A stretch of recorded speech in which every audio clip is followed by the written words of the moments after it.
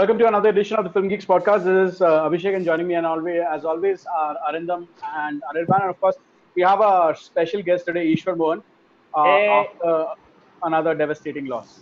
it wasn't a devastating loss. It was 1 point. Okay, and it was a tiebreaker. I can hold my head high. No shame. Yeah, no one remembers number two, dude. Any which way. Welcome to the Film Geeks podcast, Ishwar. How are you doing, and how is your ongoing quarantine going? It's actually a weird haze. Days have kind of morphed into weeks, into months. Like time has lost meaning for me at this point. There's a lot of work happening, and I've also managed to catch up on a lot of stuff. I've actually been watching some anime, as you probably know, thanks to a massive thread that I might have inadvertently started with like 500 comments or something. Who Has it reached 500 now? I think it's some 480 or Because something. around about at 230, it was at 229 and or something like that. And when all of the weird hentai shit started, that's when I checked out of that fucking thing. I love how you have that limit of sticking up to something up till the fact that there's hentai reference, and then you're out. Yeah, that's it. I mean, there is some stuff till which I can take anime.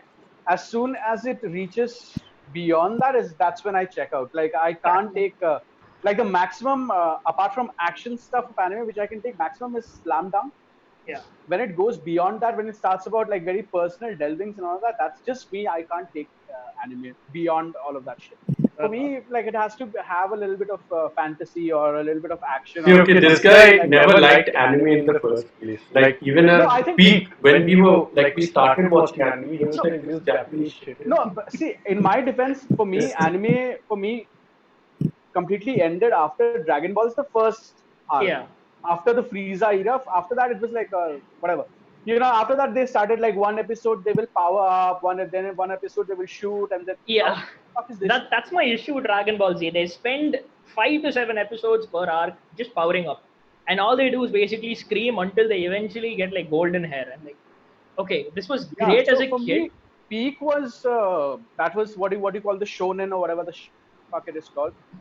For me, it was the Frieza arc, the Frieza saga, and after that, I stopped giving a shit about any anime till I picked up Attack on Titan or Death Note here and there. Which Death Note also kind of sucked, but yeah, okay. Death Okay, Note doesn't suck. Death Note no, it isn't doesn't. that good after a A certain certain point. point. L dies. Yeah. After L dies, After L it dies, yeah. kind of becomes very. It goes to the hentai bit, which I hate.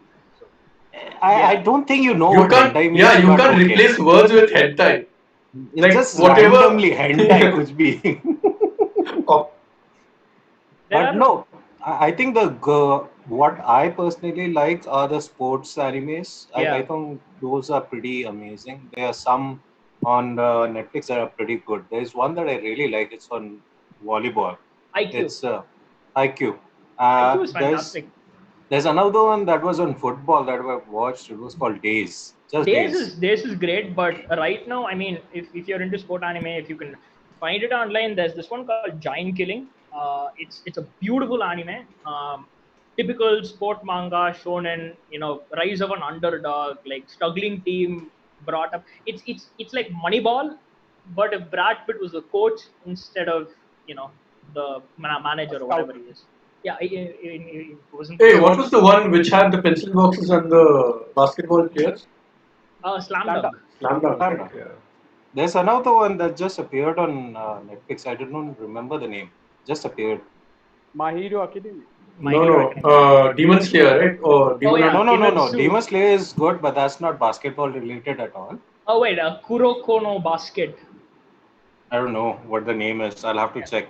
No, but There's also one anime which completely took me out after the brief interest I had, and that was the Iron Fortress. I think they were the same people yeah, same people who did Attack on same Titan. studio Yeah, which did Attack on Titan. So that also was not that great, at least for me. yeah. I I mean, I think don't understand the nuances of it all. personally, I Uh, think for me, my the high point for anime in my life was Samurai Champloo. I think what they achieved in that, even art wise or combining all of those themes together, all the swords play and all, I mean, that was That fantastic. has been on my list since forever. I have no idea when I'll get to it, but all I hear are good things. Yeah, I because mean, it's What is strange about at least Arindam and I growing up is that we actually, at least I, the first English animated series which I ever watched, I think one of the at least one of the first was Robotech, and I watched almost all episodes in its I first think run, like very early in the 90s. I think Arindam also you may have vague no, memories of I the first anime I remember watching was Ninja Robot. It was in mine that was the '97. second one I watched, but the first one I've ever watched was Speed Racer, the OG Yeah, Speed Speed Racer. Racer. Correct, correct, correct. yeah, the Okay, Speed correct. Racer The as well. first. We watched Speed Racer, but Robotech was when it came on fucking Star Plus. That was like way back when, no Cartoon Network, nothing. I mean, hot take, man. We As much as Yeah, it people was. shit on Speed Racer, the movie, I liked it. I Yeah, love it.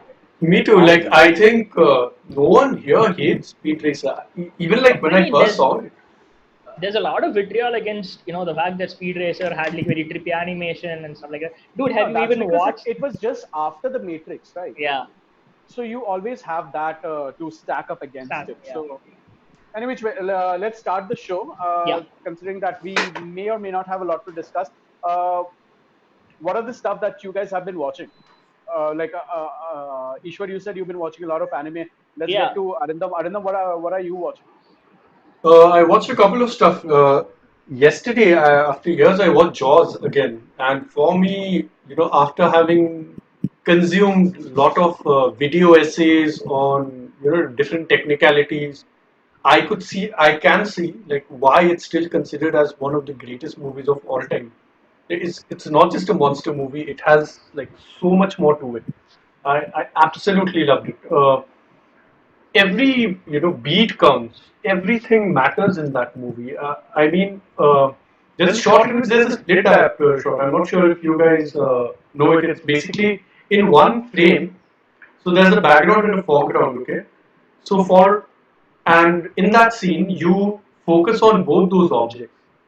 So in that movie, for like a particular scene, like every shot, like it counts, and all those techniques they have a certain purpose. So he steals this shot from Hitchcock, which is very famous, in which the dolly zoom, right? So he just notices the attack. So all those things, like I was just noticing the technical aspects of it, and it's like fantastic, man. It still holds up, like it's fresh. And I was watching it with my wife. My wife has never seen it, and she really gets jump scares. Okay, and this movie has three amazing jump scares. I mean, like they work on every level. And right after Jaws, just to get a second dose of the genre, we watched Piranha 3D, the one that Alejandro Aya made. So that movie I loved when it came out, but The seeing one it which we right, went to watch and we ended up watching the bunk. yeah, because Piranha 3D in theaters was an hour long. And when you see the movie, the uncut version, of course, you know why it's an hour long. So in one of my friends, Abhinav, so he had gone to see the movie. He watched it. He came back and he said that the weirdest thing about this movie is like it's about an hour long. I don't know why. And then the print came out, and then we watched it, and he was like, "Why the hell did I waste so much money going to a theater? Because our hostel was about 30 kilometers away from the nearest theater which showed English movies." Listen, So man, we coming all made bad decisions. I watched The Hangover 3 in theaters and everything was censored, so I completely relate. But you didn't miss anything. Hangover 3 sucked. Yeah, it did. Exactly. That was the point. But it was censored and it sucked. Right. That's always an extra element.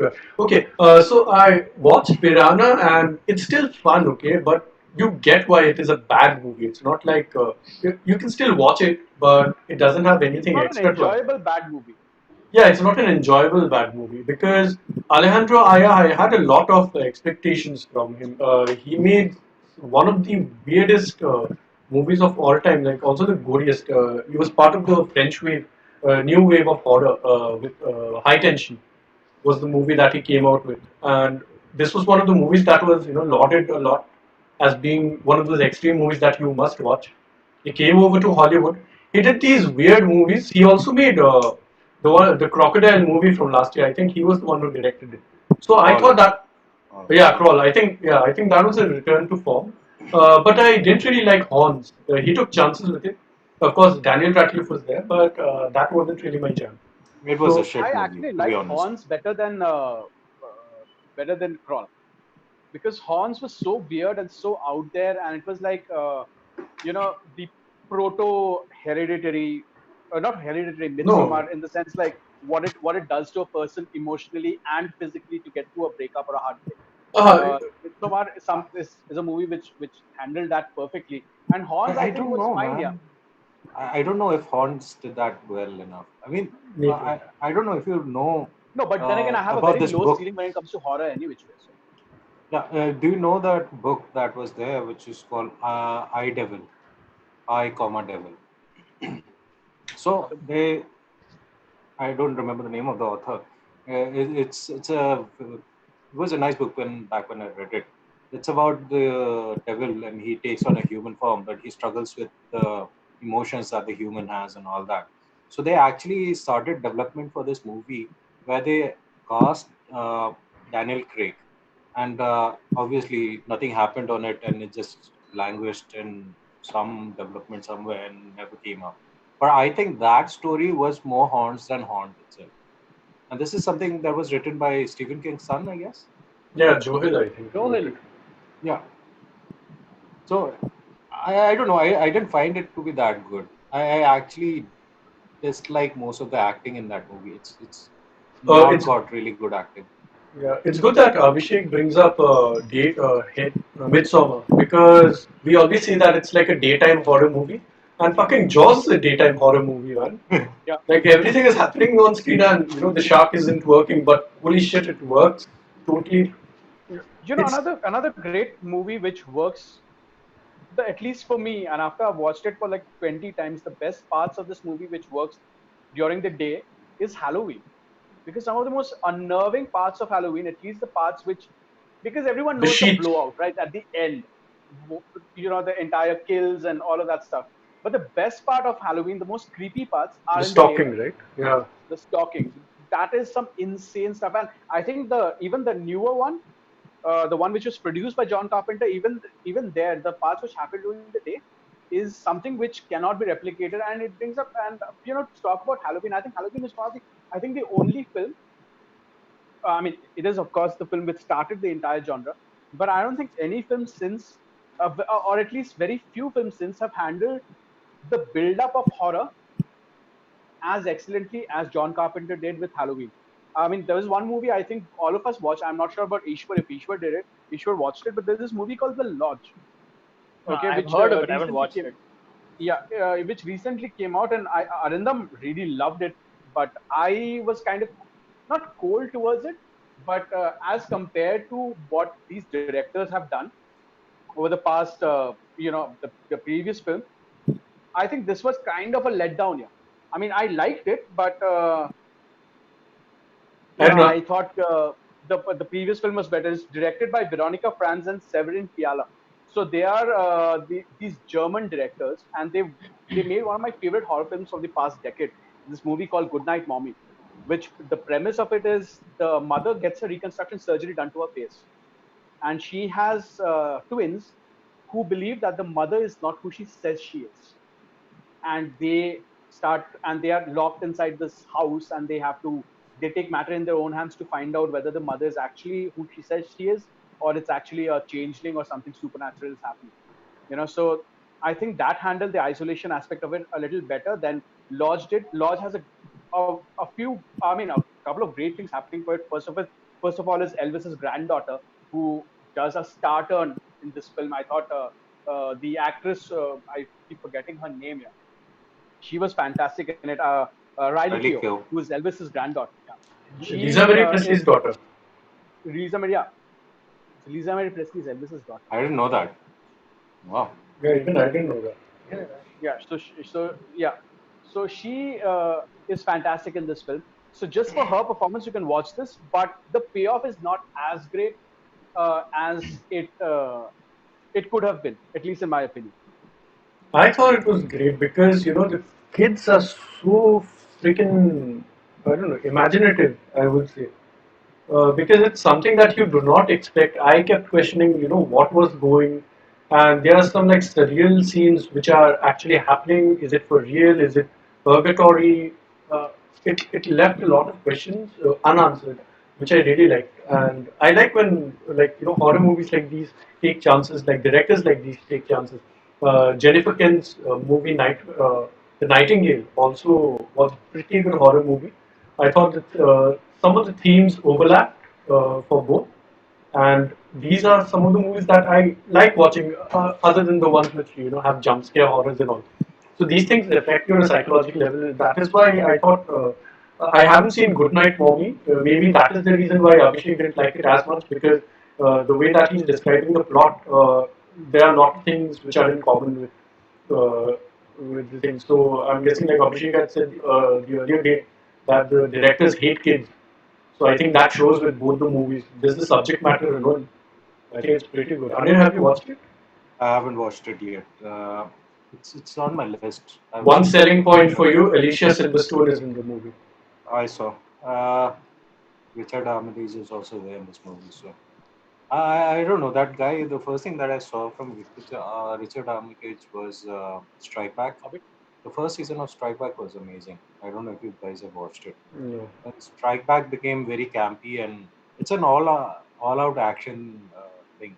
It's like the whole military, marines, and all that, and you go into a very one of those high risk areas like Iraq and Iran, and then you do all those agent things. But it's the first season, Richard Armitage, it was amazing. Then they renewed it, they changed all the characters, and then it became very campy, enjoyable but not as good. But that was the first time that I saw Richard Armitage properly. It's not really somebody who strikes you immediately. I think that was when I first saw him. After that, he yeah, he went on to, I think he left the series because he got called for The Hobbit after that. So yeah. Speaking of Alicia Silverstone, has she done anything in the past? I No, mean, because she is primarily a theater actor now. well, That's the reason be why. as that might be, I think what I love her the most for is appearing in a Batman. Aerosmith, no, Aerosmith song. That's it. I don't like Clueless. I don't like Batman and Robin. Her part in it, and that's it. I love her in Aerosmith song, and that's about it. Her Yeah, and Liv Tyler, they were she's not a perfect in great that song. actress. It's just that her appearance, those two Aerosmith videos were so iconic for its time and age. That's probably why people of our age, people who literally grew up in the 90s, love Alicia Silverstone. Apart from that, I don't think there's any performance of hers which you can write home about. Apart from one movie, which I'm not sure whether you guys have watched. There was this movie called Butter. Has anyone watched Butter? I've Nope, heard of it. I haven't I've seen not it. even heard of it. So I'm there's this not amazing movie looking. called Butter, which is about butter carving. Yeah, butter carving Yes, yes, I watched it. competitions. It's a Yep. fantastic film where Alicia Silverstone is Okay, also a you have standout. me at the Has a theme. has a very good Yeah, score. yeah. It's The theme is too good for me to it's pass up. I'm going amazing, to man. watch this. Yeah, Butter is It's a terrific. fantastic film. There is another movie like this. I think this is streaming on Prime. There's this movie called Fly Paper, starring Ashley. What's her face? I forgot her. Hold on, let me just Shit. check up the cast. This is no. You know, It's a 2011 movie. It stars Ashley Judd, and Patrick Dempsey and Tim Blake Nelson, where in the same bank two robberies are happening. It's like one of those fun popcorn flicks. You can just put it in the background and just watch it. It's a good time pass kind of film, directed by this guy called Rob Minkoff, who has made some really bad films. So, but Flypaper is one of his better ones, and I highly recommend those. Coming back to stuff which I have been watching. Okay, let's get to Ishwar. Ishwar, what have you been watching apart from the animes? So there's been quite a bit. I'll get to the anime at the end, probably. I won't bore you with it. So I followed Black AF. So Arundam and I have actually been following it, and we have come to a consensus that Kenya Barris is actually a black Larry David. Another friend called him a very weirdly relatable and unexpectedly funny man. If you guys happen to like the kind of work that he does, he's the creator of Blackish. He's the writer of movies such as Girls Trip, and he is, I think, one of the producers or creators of America's Next Top Model. But the guy is actually funny, and of course, Rashida Jones. I mean, that should be like your USP to like watch the show. Uh, Wait, am I audible? You guys can hear yeah, me? yeah, Yeah. yeah. We can hear you. Yeah, okay. Okay, So I'll give you. some selling points, okay, for this show. So Yeah. just the episode titles. First episode is called Because of Slavery. Second episode is called Because of Slavery 2. Third episode, still Because of Slavery. Fourth episode, yup, you guessed it again. This is because of slavery. Fifth episode, yo, between you and me, this is because of slavery. Sixth episode, hard to believe, but still because I of get slavery. it. So You know, yeah, I expected a lot from the series actually. I started watching it, and for some reason, it's a little pretentious for me. I don't know. I just can't get I in the wouldn't use the groove of word things. lame, but yeah, Maybe it's because we're Yeah. kind of I used don't to think it's for seeing me. stereotypical black roles, but this is weird. Like there No, are it's not. It's not. Like we are used to seeing blacks being made of and casting for blacks being made of, and all those things have happened. But this one is, it just picks up on that topic and just beats it so much that you can see everything spreading too thin. I didn't enjoy it that much. I no, mean, there's the that actors are episode. fantastic.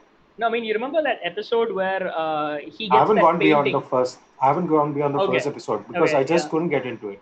I yeah, tried fair enough. following see it. this show, right? It appeals to a very mainstream audience. It's like for the modern family watching audience. Yeah, And what it does, like, it has these elements of this privileged black family and their battle, like internal battle for them to be in touch with the black side and the privileged side and that balance that they do, Yeah, and like in which they try to have these messagings, like messages on that aren't really have what's the word that I can use? I don't think it's very heavy, but they deal in heavy subjects. But you remember in Louis how they explain some of the terms, like that roundtable discussion they have in Louis, in which they explain the term faggot, like where it starts from, where it's. So they have certain scenes like Yeah, this yeah, yeah. in which they have these bits and pieces. I thought how they gel it along with a show that's meant for a large audience. I think that's done pretty well. The balance, Anand, if you continue for the next few episodes, like I haven't completed it personally. I think I'm through the sixth episode, so I should be done soon. Uh, so the this is something interesting that thing you is can watch it. It's pretty interesting. the I am. interesting thing is, Arundam, like you were talking about privilege and black families and a lot of their history and culture and that internal struggle. An interesting part is that a lot of shows happen to do this. So if you remember the Fresh Prince of Bel Air, right, you happen to have that trope, a very rich black family that didn't really touch on that subject. But in the show, what I think is they've actually done it really well. They actually focus on aspects such as privilege, on race, on color, all of it. And I actually think they do a pretty decent job.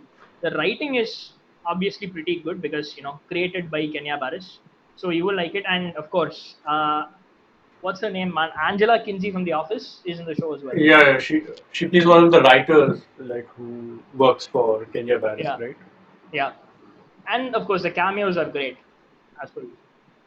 I'm sure the cameos would have been great in even in the first episode. I think Stephen they have Levinson enough is going there, on. right? Yeah, Yeah. yeah. So I never in doubt that this would have a fantastic cast attached to it. But race privilege now is a topic that has been picked up by all communities. It is not just limited to. It was just a white thing, then it was a black thing for some time, but it was mixed in with slavery issues and all that. And then we came to the the biggest, one of the biggest Asian movies, which was Crazy Rich Asians, Asians, right? yeah. Which also talked about that, but from a different lens. When you come Fresh back off to the this, boat obviously this also is a has been doing it for a while. yeah, Sorry, Fresh Out of the Boat is but pretty yeah. good show actually. I like Fresh Out of the Boat. But when it comes to this show, uh, I know what they want to do. I mean, it's right for the current scenario. Maybe I'm not sure, but somehow I feel like there's nothing new about it. They're talking about the same old things again and again and again.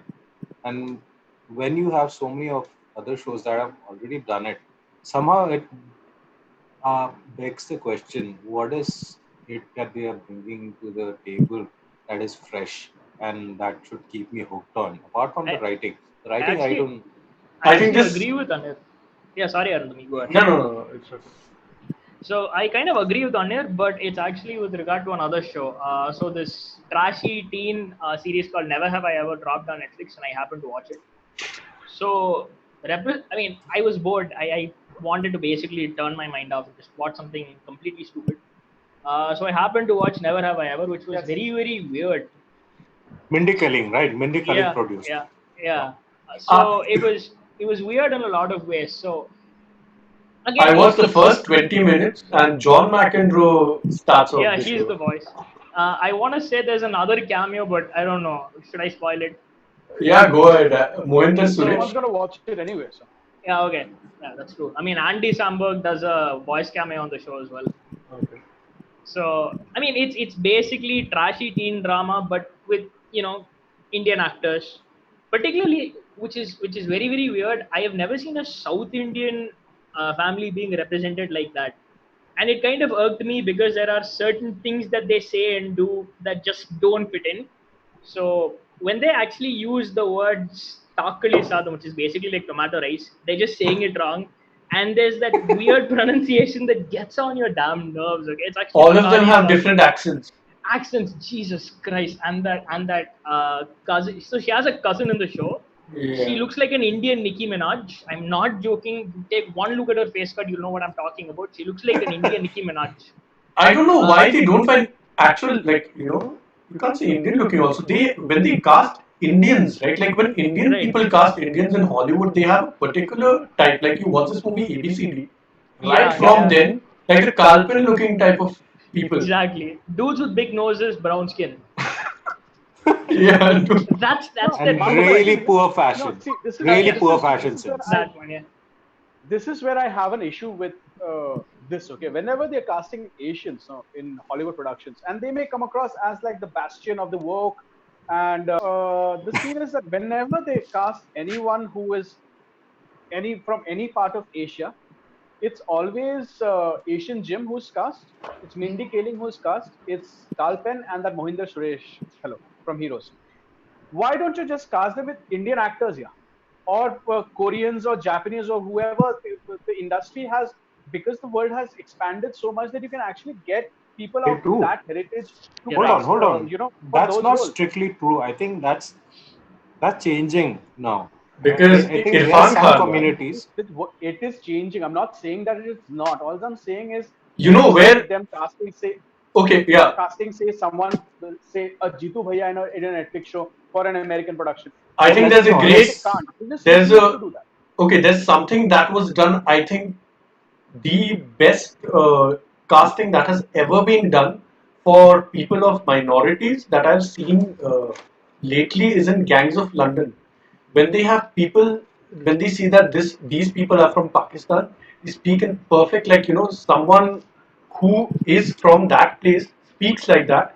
If he has a son who's a first generation born Brit, he'll speak with an accent that you recognize that okay, this has a little flaw, but when his father, right, you know that this person is from the mainland.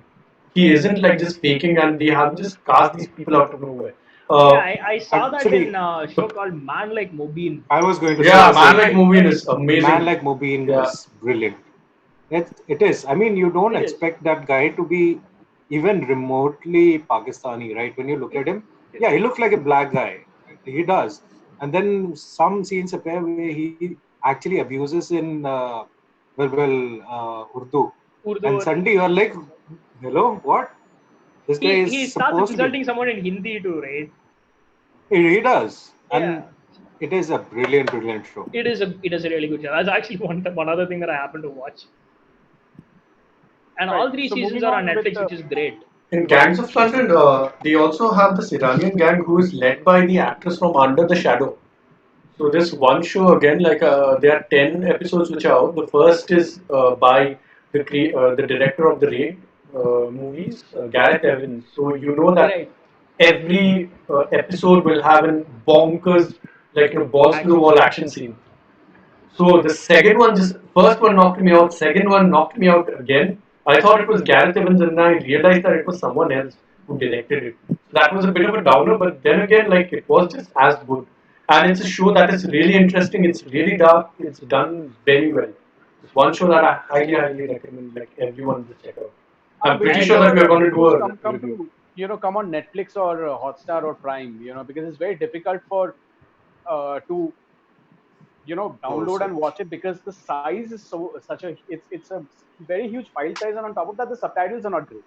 no, Can I So heard can so there it's a were little no difficult. subtitles. Yeah, there weren't any, but So Abhishek, the apparently newer he ones posted Abhishek, were. a link from where we can get subtitles. Abhishek, can I give you a recommendation? You have what do you call? You're using the Amazon Fire Stick, right? No, I'm using Chromecast. Okay. Find something called Popcorn Time. You will not regret it. Okay. Popcorn I Time. have another app called no. I have another thing called Bubble UPnP, but that is for casting locally. Anyway, So so moving on maybe with things that yeah on your mobile, right? On your mobile, yeah. just Yeah. get Popcorn Time. It's got everything. Good. Done. Thank you. I will check that out. Moving on to another great movie, which with an amazing cast, is a movie which I think all of us, at least the three of us, have watched, and that's Kamyab, which is a film directed and written by this guy called Hardik Mehta and produced by Red Chillies Entertainment. It's out on Netflix right now. The film stars Sanjay Mishra and Deepak Dobriyal. It's basically the story of this guy called Sudhir, who is a washed-up side character actor. If you watched a lot of Bollywood and any Indian film of the 70s, 80s, and even the 90s, you had these very colorful side actors who had these amazing lines. You have the Kalias of the world and your Sheras and all of these people, who had these great lines which are still repeated ad nauseum till this day. So he plays a character like that. And years after his retirement, he realizes that he is stuck at 499 films. And some woman comes to him for an interview and says, like, sir, you have 499 films. What made you stop acting when you could have done 500 films? So Early that's man. how he, This yeah. So suspiciously that's how sounds like Mr. 300, except it's set in India and movies. yeah, so he basically he wants to make his 500 film, and how the industry treats side actors is basically the plot of this film. It's a wonderful watch. I mean, it's very heartwarming, especially for people who like me have grown up watching the really bad 80s and 90s films. You recognize all of these side actors who was there. Avtar Gill makes an appearance. You might recognize him from Ashiki, the original Ashiki from 1990. He makes a fantastic cameo in this film. One of his favorite roles I think I've ever watched. It was just great, and I highly recommend watching this movie. Ishwar, have you watched it? No, I haven't. I mean, I haven't even watched Ashiki, man, and I wasn't even born then. You don't have to हाँ be तो I born That to was watch born that and that I is movies. was not an there. What excuse, logic? Ishwar. What a logic. मैं born हुआ उसके बाद वाला movie देगा पहले का देखेगा ही नहीं. This basically, I'm trying to show off, how wise Abhishek is. One Ah, thing that I liked about Kamya was that I was expecting it to be dark. If it ended on a very dark note, I would be happy.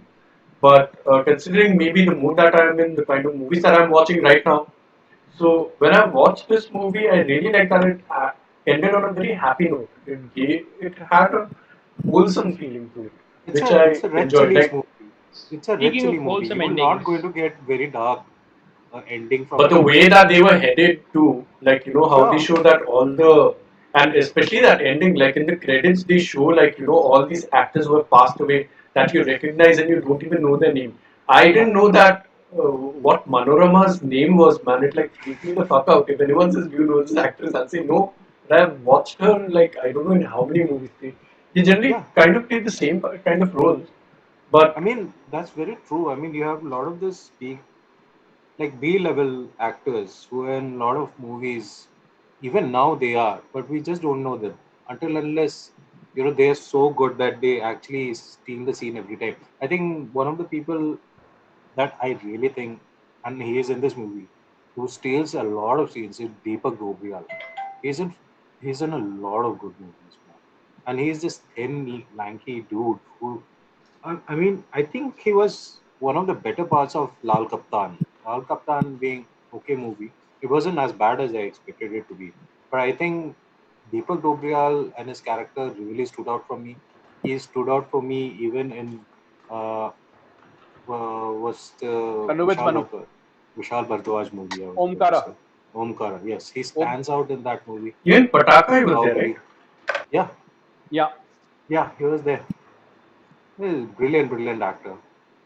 And yeah, and a few days back, I was trying to recall his name, and I just couldn't. I was like, he's that guy. I know him from this movie. I know him from that movie. I know his name, but I just couldn't recall it. And you know that that's the case for a lot of other actors also. And Right. that's the reality that we are in. We know these actors. We have seen them. We know them by face, sometimes even by name. But for us, they don't have the same re- recall value as even A shitty star. actors do. Yeah, shitty actor who are considered to be stars do. And that's what it is. That's how it is. I mean, That's there's actually no. what I like about the ending as well, because just when he's hitting that emotional high note, it totally gets flushed away when. Don't ruin it for people who haven't watched. But yeah, Okay, yeah. So that is kind of, and the people who really matter, they see it for what it is. So I think that was something that I really liked, how they ended it. I And think Macmohan, the guy who plays Kalia in Sholay, Macmohan, his daughter is a film director, and she recently made a film.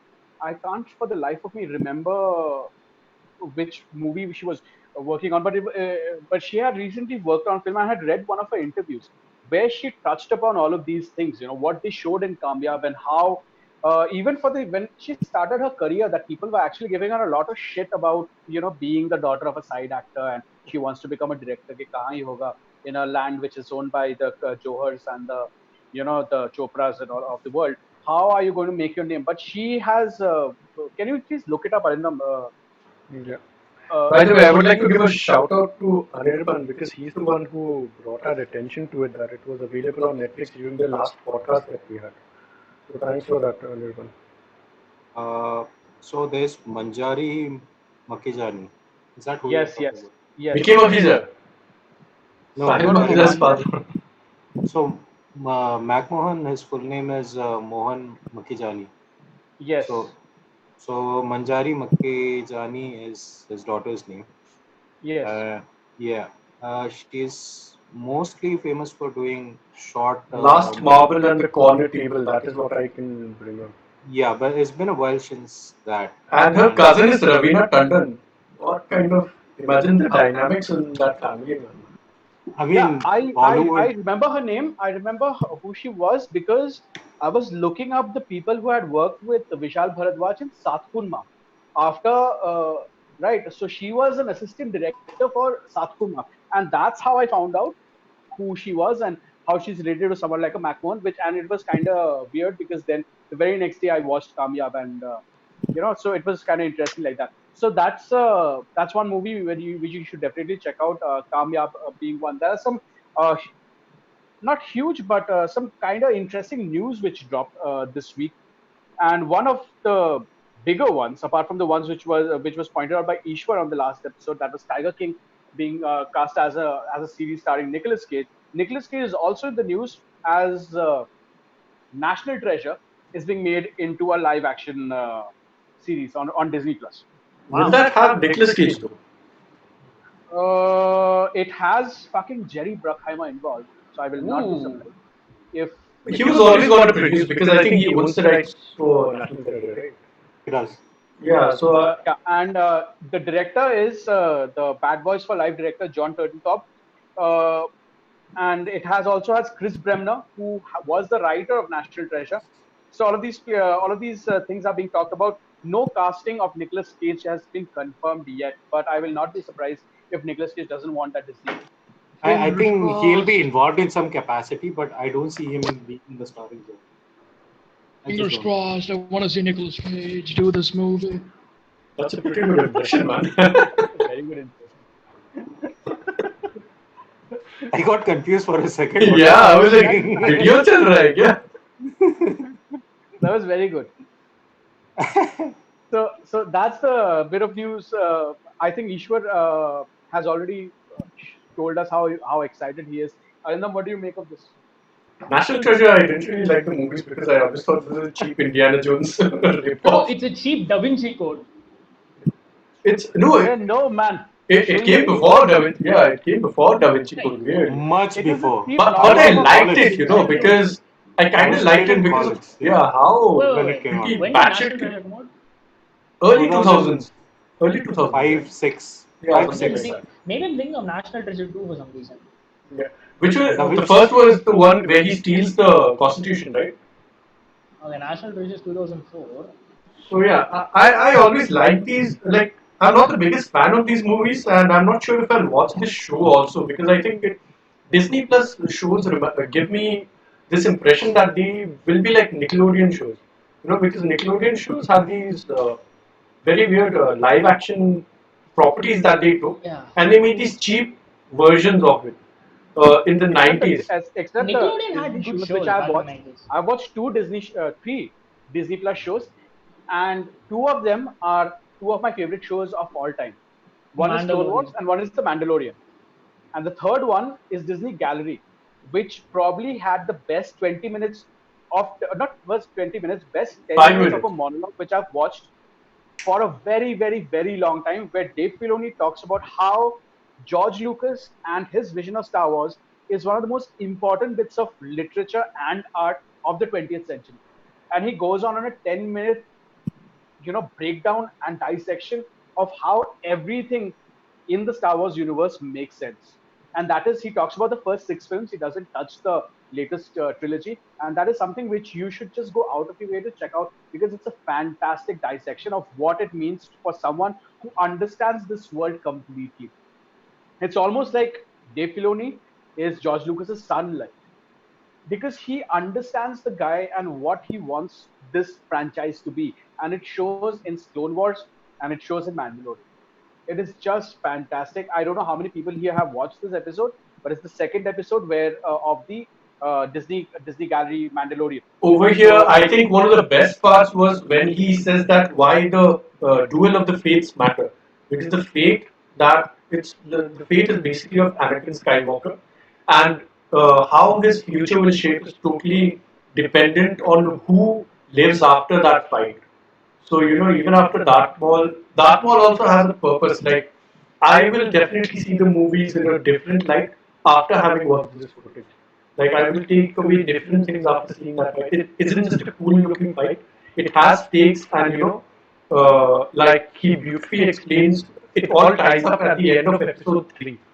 Episode sorry six.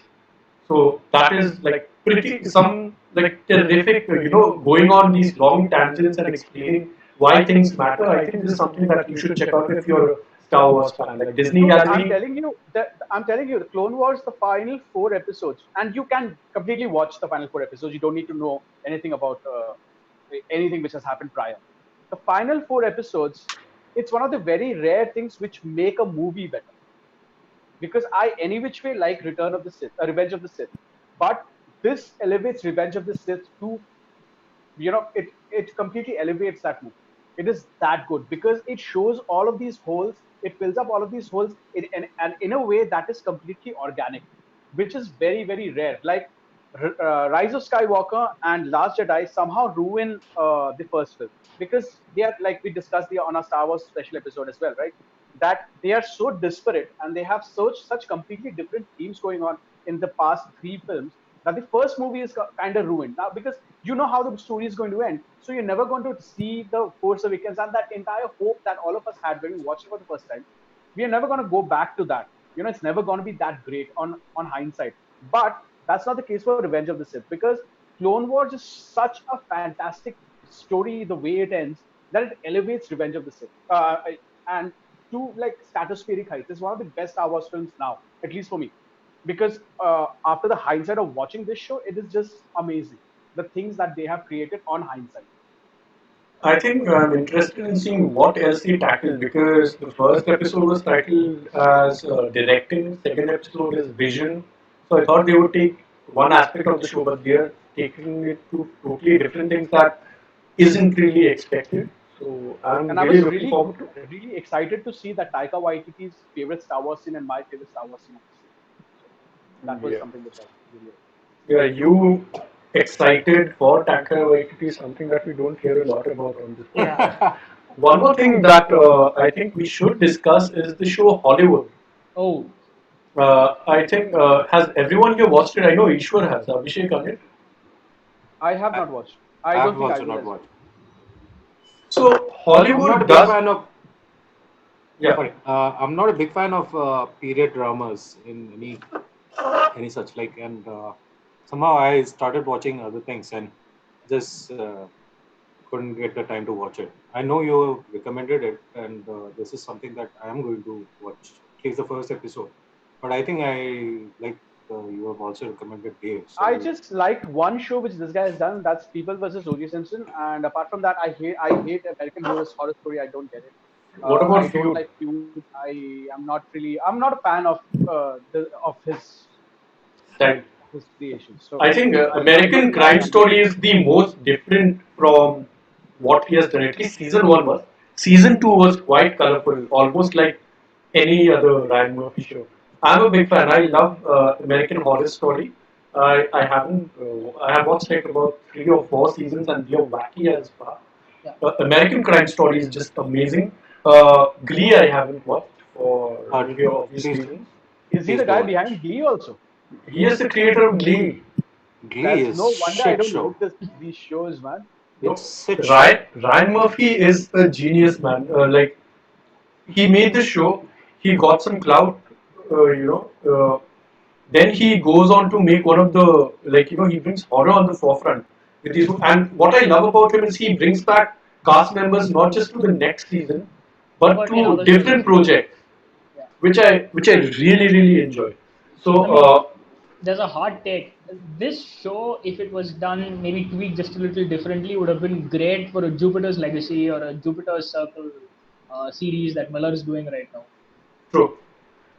Jupiter's, we should talk about Jupiter's when I guess the trailer will. I hope it Yeah, drops soon because I some of know. the photos and the things that they are putting out are just like blowing my mind. Jupiter's, okay, we are going Who's the on a showrunner tangent. for that? I'm more interested in that Stephen D. because Knight. the comics. Stephen I D. love the Knight, comics. Daredevil season 1. Stephen D. Knight. So Okay, I'm completely on board that shit. say a You're few expecting things. that. One, I'm just going to read a few news items. One is one second. Mike Flanagan is slated to direct and produce Stephen King adaptation of Revival. Of That what? news just dropped Of of what? Revival. Revival.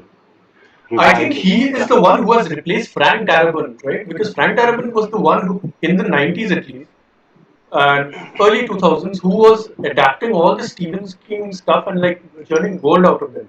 And Right. now it has become Mike Flanagan who is doing it. Yeah. The second news is that our Indian director M. Night Shyamalan has set the cast for his new untitled movie, and it stars pretty much unknown actors: Liza Scanlon, Thomasin McKenzie, Any and details about the movie?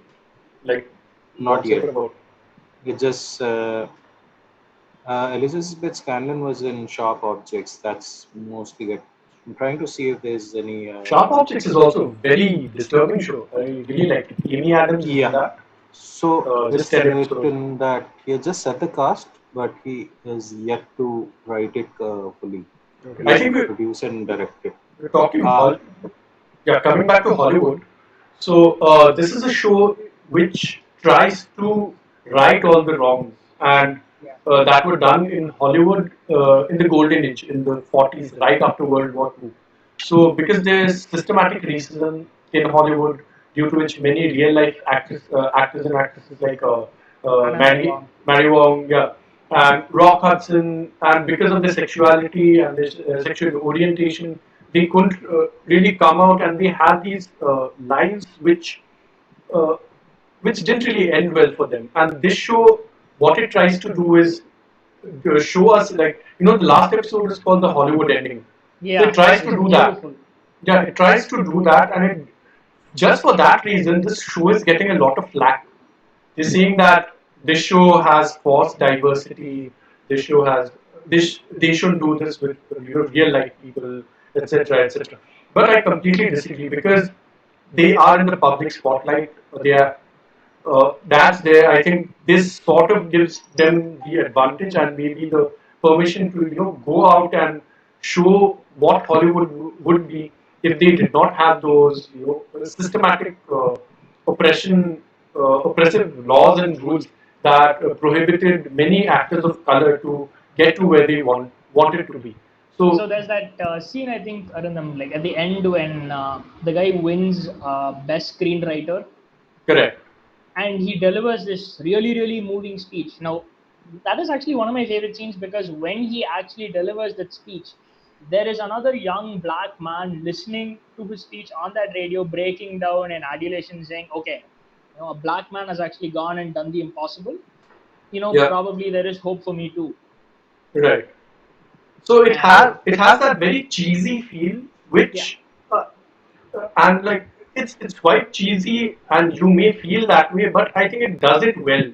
There's a very it's fine balance. intentional. Yeah, it's I love how intentional. they're unapologetic about it. Like, this is Correct. us, here is the cheese, take it.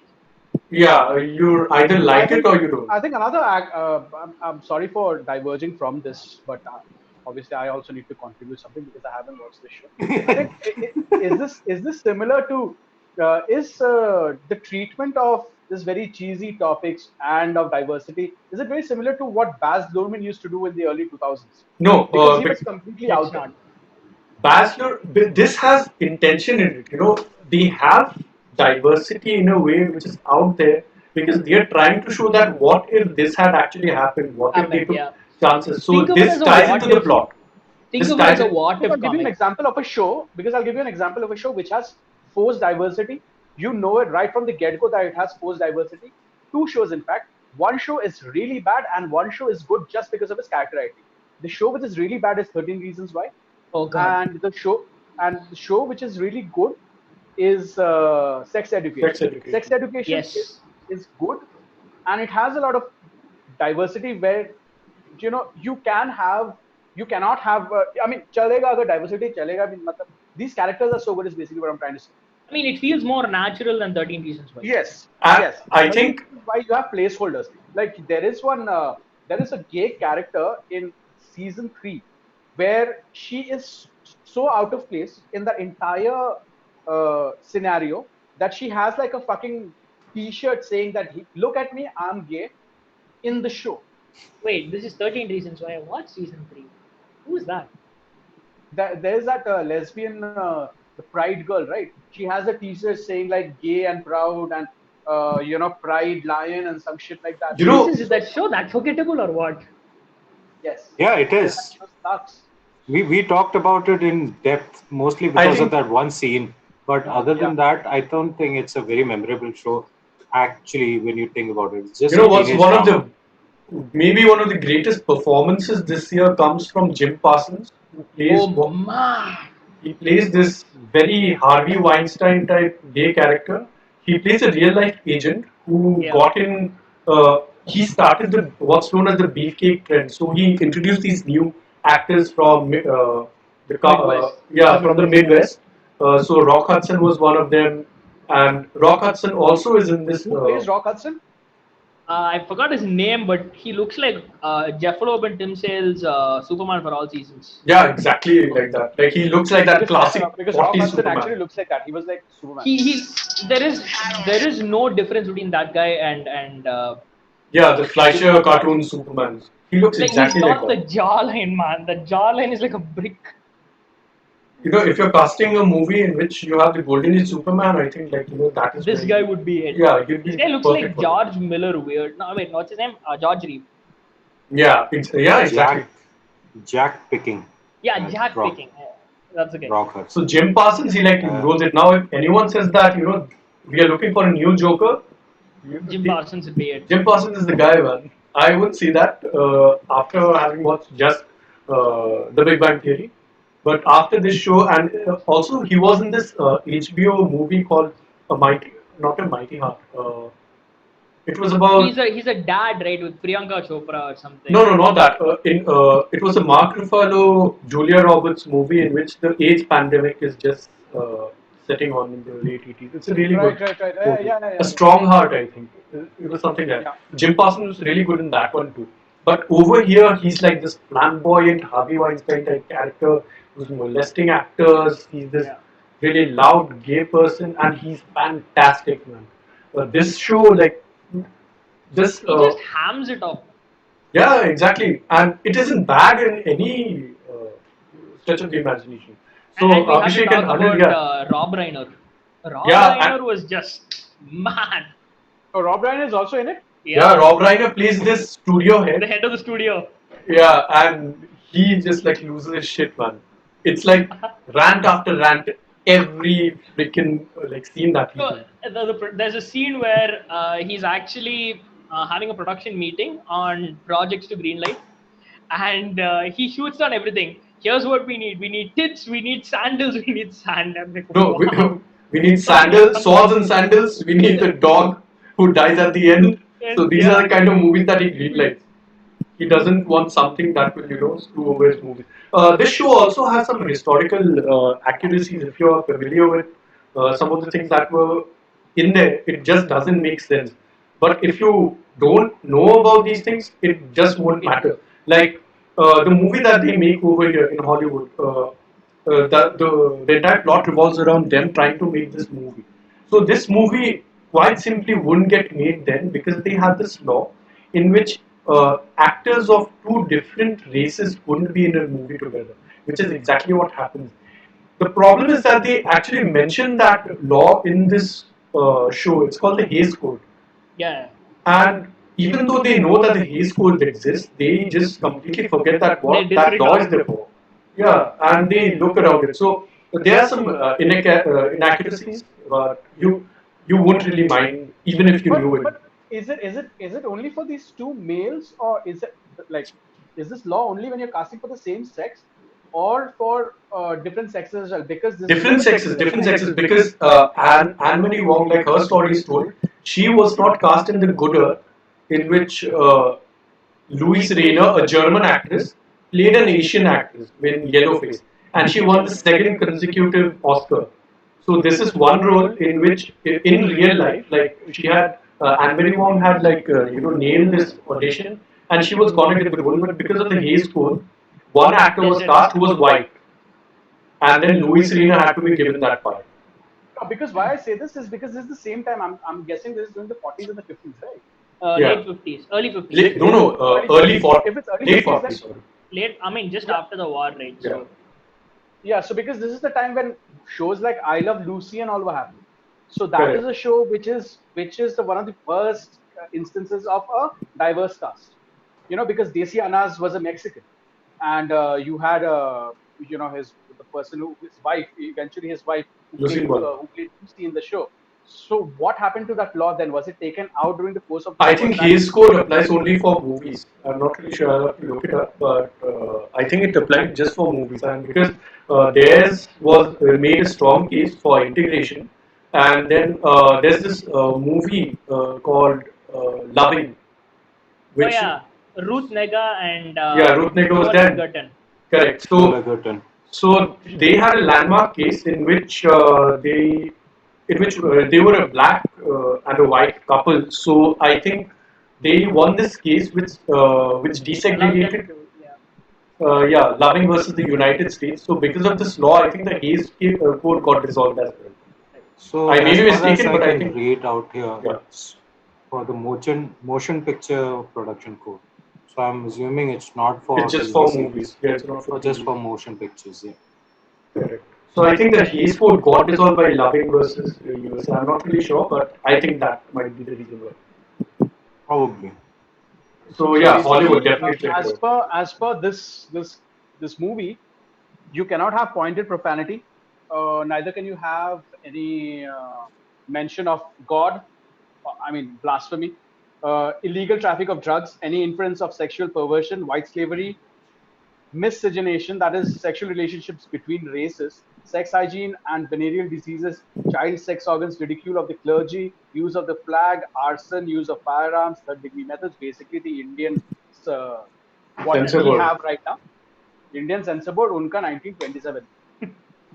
So this code was replaced by the MPAA film ratings in 1968. So this before that, it's written that there was several years of minimal enforcement. So it was already outdated. So I'm assuming that it They might just have been didn't in care. place. It Yeah, just it was peaked at its fast. peak in the 30s, 40s, something like I'm that. sure Right when the because there talkies was, started. yeah, there was segregation still going on for a lot of those, lot of those states, a lot of different states also, I guess. Yeah, like Where, that ended in the It's also 60s, man, there, when like the civil rights movement kicked off, right? So that yeah, was happening till like the 60s. Even now, they don't cast like, black leads in, till I think Black Panther changed everything. So this hasn't really, like, racism look hasn't at how been this guy got solved. fucked over, dude. The guy from Fast and the Furious, Oh, Tyrese Gibson. Tyrese Gibson. Tyrese He Gibson, he got fucked over because he keeps on crying because on he runs social his own media. mouth. Hey, wasn't Billy Boyd the guy who plays Pippin Yep, from yep, Lord of the yep. Rings? Yeah, he's there Yeah, too. right. Yeah, he's that. You know what is one of the funniest things that I found out from the Defiant ones? If you watch the documentary on Netflix, Yeah, Tyrese Gibson almost cost Dr. Dre $2 billion yeah. because Because of his He stupid leaked. mouth. He, he ran yeah, his he mouth. almost. Yeah, He well, it announced the can't. deal before they had actually. actually, Basically, what yeah, right happens with is the Beats takeover by Apple Apple. was happening, and Dr. T had to announce it at a particular time.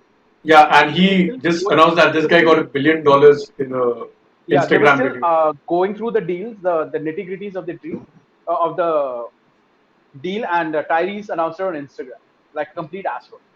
So yeah, he's kind of a jackass. That is, speaking of jackasses, Dwayne Johnson and Emily Blunt are reportedly reuniting to star in a 90s in a superhero movie, Ball and Chain, which is based on a 90s comic book written by Scott Lobdell. If you said So hentai they now, if you said hentai now, I would have I been would have like, yeah, it same. makes sense right now. But no, but it's a comic book which I've heard come of. on, It's man. by Scott Lobdell, so Sure, but it's still balls and chains. Come on. You it's can't called say that that's not funny, man. Balls and Chains. Anyway, so it's a four-issue comic book which came out in '99, and it's going to be written by the writer of Big Sick. That's Emily V. Gordon, and it's going to come Yeah, out on Netflix. Kumal Nanjian's wife, she's pretty yeah, good. Like the Big Sick Yeah, is really good. Big Uh, Sick is amazing. I like the fact that Scott Lobdell is getting a lot of money, man. I haven't really liked his comics that much, but he wrote Happy Death Day, which is one of my very fun comedy horror. I watched the sequel last week as well. I'm not really sure that he wrote that as well, but I it had a fun premise, and it's something that you can watch anytime. It's a fun flick that you can definitely go check out. Ball and Chain comic is one of those very weird 90s comics that came out, like it was of that era. Yeah. I'm pretty sure they will change everything that has to do with the comic in this movie. Emily Louis Gordon is writing it, and I hope it has a lot of heart because Big Sick was one of my favorite movies that came out that year. So hopefully it will be good. Yeah, Scott Lobdell, I am familiar with X two of Men. his runs. Of course, one is X Men. He's done Generation X and his X Factor and stuff like that. And one which he's done, which is my favorite Scott Lobdell work, and that is Red Hood and the Red Hood and Outlaws. the Outlaws. Yes, Red Hood and the Outlaws. I have one TPB of that. So that is basically the only Scott Lobdell work which I genuinely like. Generation X is okay, but most of it, the problem which I have with these runs is not with his writing, but with the art. The Didn't art is, Rockerford have like art duties on Outlaws? yeah. Kenneth Rockerford, right? Like he's a pretty good artist. No, no, I'm talking about Generation X, the stuff Yeah. which I read. Let me just check out who was the artist because I can't really remember. It Uh, doesn't matter who the artist was. As So long as it isn't Liefeld, I'm fine, man. yeah, obviously it's Chris Bacalo, so fuck that guy. Chris Bacalo is okay. Like No, man. Bacalo is right now, It he's was okay. almost an aneurysm. Which was that run we were reading, Ishwar, you and I? There was uh, this huge run we were Exiles, reading with this Exiles, Exiles. Yes, yes, yes. with And Judwinick and what's his Chadwick name? and Mike McCone, I think. no, man, there was another X-Men run that you and I were reading where Chris Bacalo had this huge. He drew this entire arc. Okay, let me check which one it is. Otherwise, I'll go nuts and I probably won't end up sleeping. What's the next bit of news that we have? We have Dead Air now. Yeah, the next bit of news is that Children of the Corn remake is in the works. But more importantly, speaking about things which are horror, Betal is releasing on Netflix sometime the end of this month. I think it's on the 24th of this month that Betal is releasing, and that is the new collaboration between Red Chilies and the tie-up that they have with Netflix. Blumhouse. Now everyone knows how I feel about Netflix originals. However, Betal is looks promising, and also I my hopes have been lit a little bit because of the last Red Chili's film Netflix collaboration which I watched, which was Kamya, which was released in theaters, but you know, you never know. Betal is obviously been the same team which was behind Ghoul is are the same people who are behind Betal as well, and it's written and directed by Patrick Graham, the guy behind Ghoul, and it's about to be co-directed by Nikhil Mahajan and Graham himself. Produced by Red Chilies, like I said, the web series stars Ahana Kumra, who you will remember from my guilty pleasure watch from last year, Amazon Prime ka Inside Edge, and Vineet Lipstick Kumar under my Singh, burqa. yeah, Lipstick Under My Uh, Burqa as well, and Vineet Kumar who Singh is from Gangster Walking Good. And it'll be releasing on and Netflix. This will be the Mukkabas. third collaboration between the production house and Netflix itself. So Uh, the trailer came out. The trailer looks somewhat like a uh, cross between a Tumbar and your Indian Dead listeners Snow. on TuneIn as well. What did you guys think about the trailer? It reminded me of those 90s horror serials, but with a better production budget. yeah, it was. It had, you You know, bang on the head. what was surprising was that when I read the description, it said that it is based during colonial times. Yeah, The It soldiers, they didn't look look like. quite modern, right? I thought so too. I I thought was they had like, yeah, assault rifles and shit.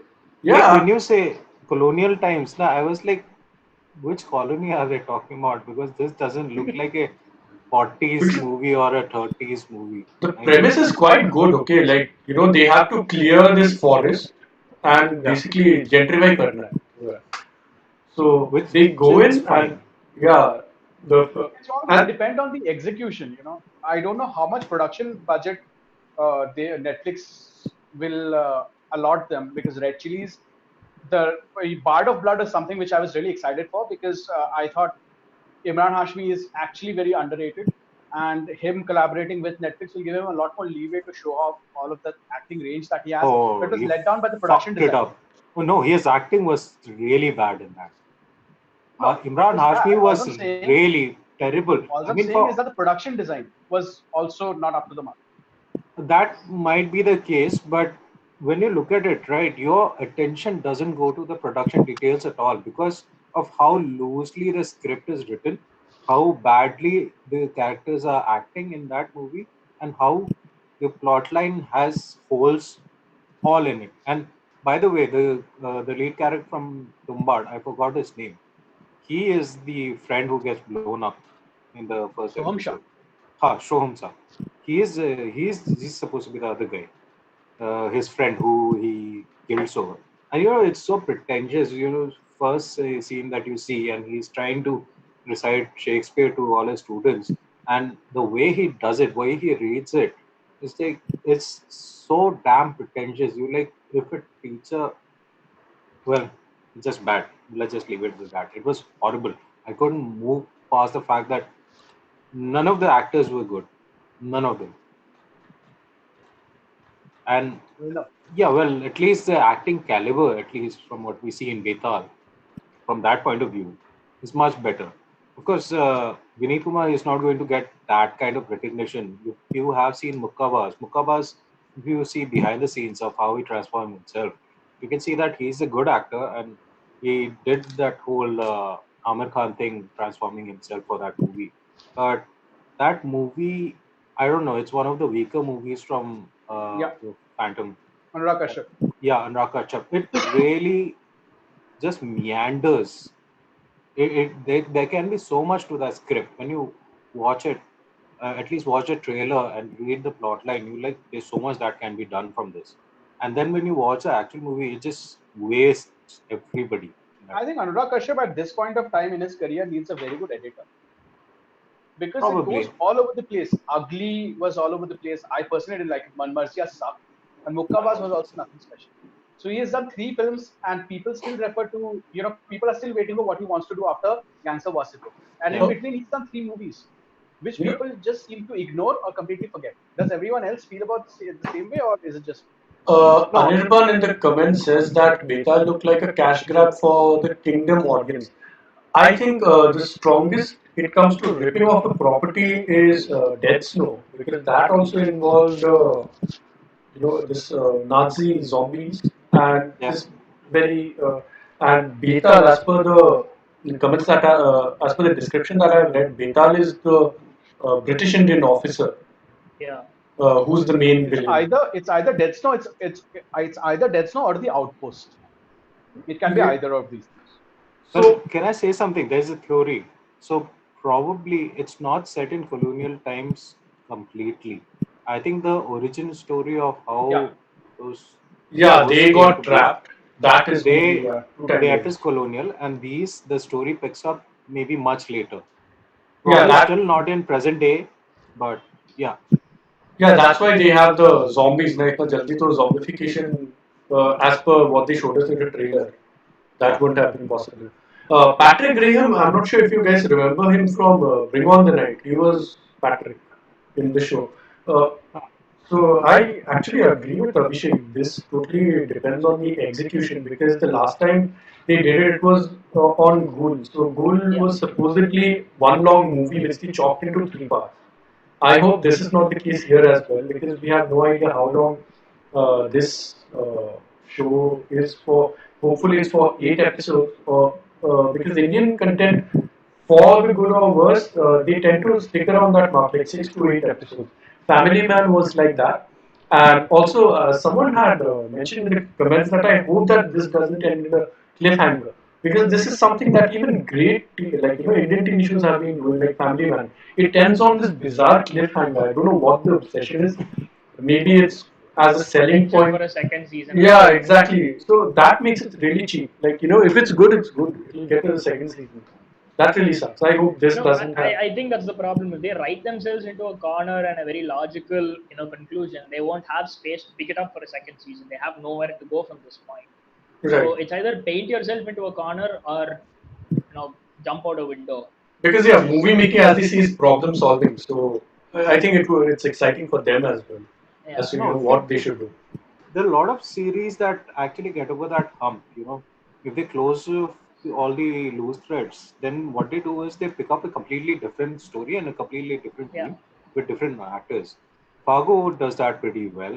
True Detective does that pretty well. You can end things perfectly and then start off. Nobody is going to say that you didn't know this.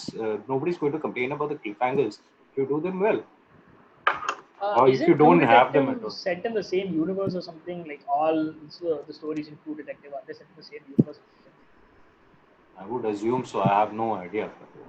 So there's another show which is coming out on Amazon Prime, and that's Patal Lok. Hmm. That's another show. I have usually been a fan of the Amazon content, When it comes to regional stuff. because I have loved. I have liked Inside Edge. I loved Made in Heaven. Four more shots I don't want to watch, and I absolutely love Mirzapur. Mirzapur, who we are waiting for the motherfucking apocalypse to end to release season two. Anyway, which means Patalok is about to be released on 15th of May, that is next week, and it is produced by Clean Slate Films, which is Anushka Sharma's banner. By the I am expecting good things. That banner Because Yeah. also made Highway And 10. it's basically it stars Neeraj Kabi, Gul Panag, Jaideep Ahlawat, Abhishek Banerjee, Swastika Mukherjee of all people, and Asif Khan. So basically, the story is there's this washed out Delhi cop who has nothing to look forward to in his less than ordinary career. But one day, a high-profile case lands on his table, and which is too big for him to handle. And it turns out to be a dark mystery thriller, which takes him to the very dregs of the Delhi's underground. So basically, what the problem and this is what I know by reading. But all of this, if you see the trailer, this is something which you can't understand from the trailer at all. I really like the teaser which they came out with sometime a couple of weeks ago, but the trailer wasn't great. for Patal Lok. Arindam, what did you make of it? I liked it, okay, because it's I think it's directed by the guy who made Pari, so I have very high hopes for it. The problem that I have is that they are like focusing on the same crime wave wala stories. It's something that I'm getting a little sick of because it's like they don't have any other story to say other than these same types. The tone is the same. There's nothing new that they are kind of offering. Uh, Hopefully, Delhi changes that because Delhi will be about. They're saying that it's going to be like House of Cards, and Saif Ali Khan is in it. So I have faith that this guy he chooses some really interesting projects now at this point in his career. So I'm hoping that this is something that we can say that it's something as good as House of Cards. No, I mean I agree.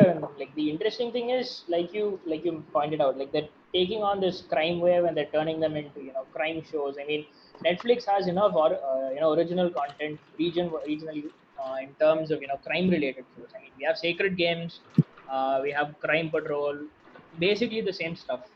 I mean, I would actually like to see something different in terms of regional content. I liked Made in Heaven. Okay, it was weird, it was unapologetic, and it was just brainless fun. So, like Abhishek said, is either yeah. So like he said, I'd like to see something different, but hopefully Delhi and Patal Lok will live up to the hype. I don't know about that. The trailer was very unimpressive for me. I mean, what you want from a trailer is that it holds your attention, gives you a little bit, just enough to hook you in, but not enough to give away the whole plot. This trailer doesn't grip you quite that hard. I mean, it gives you enough in that aspect. It succeeds. Doesn't give you enough, but okay, it just gives you enough. But at the same time, it just doesn't doesn't hold your attention throughout the whole. And it is a longer trailer than I maybe think I want 2 hours. something more like Afsos because that was something that we didn't see coming. Like I said, it was something that reminded me of Dirk Gently. That's Yeah, one show and one like it had a completely different tone. It had something to say. It felt completely different. I really liked it. I hope Because that you know this what the doesn't problem is. repeat. The problem is that how iconic Sacred Games, the season Yeah, one of Sacred Games was. That everyone started to do that only. And it'll come to a head eventually when just the streaming numbers for all of these new shows will drop. yeah. It is only then that people will start making different shows. Like Well, I people will doubt not it. attempt someone like a four shots more or four whatever the fuck the name of the show is. People will not Yeah. attempt shows or shows like that anymore because No, no one gives a shit but about whether this you show. like it or not, right? You don't know the numbers that that show is doing because Generating, yeah. that show, uh, we don't know how No, much that show numbers is This or still country doing runs on absolutely turkeys, man, because and this we shows appeals to them.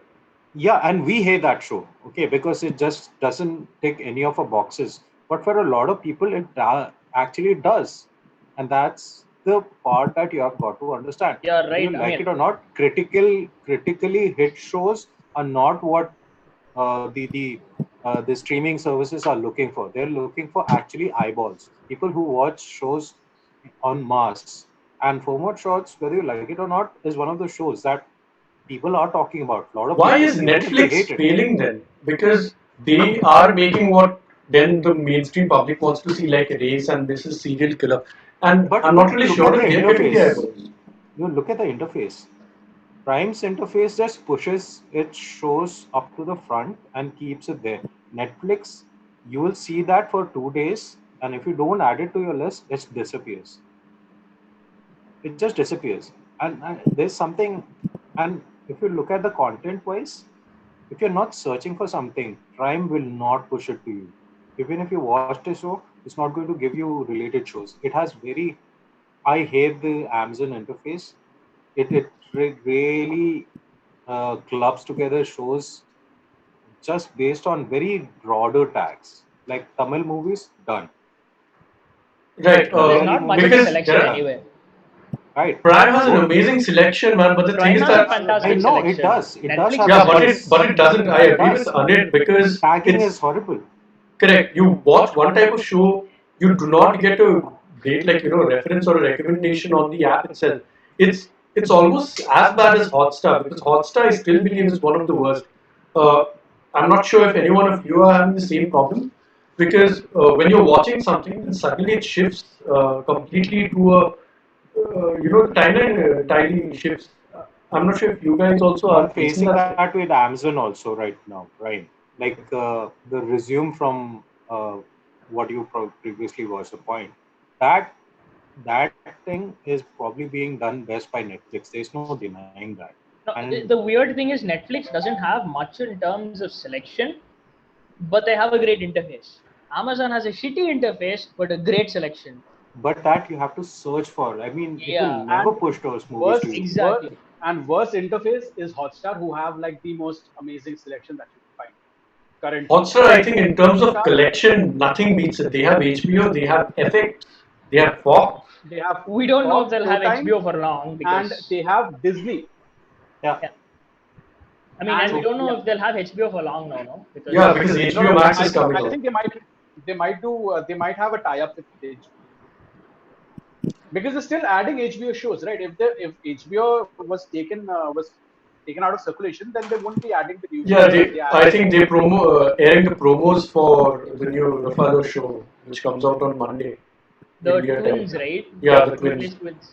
I think that is something that to look out for. I think Chernobyl dropped sometime this time last year, Yeah. Yeah, and yeah, this is also a mini series that is garnering like very good reviews.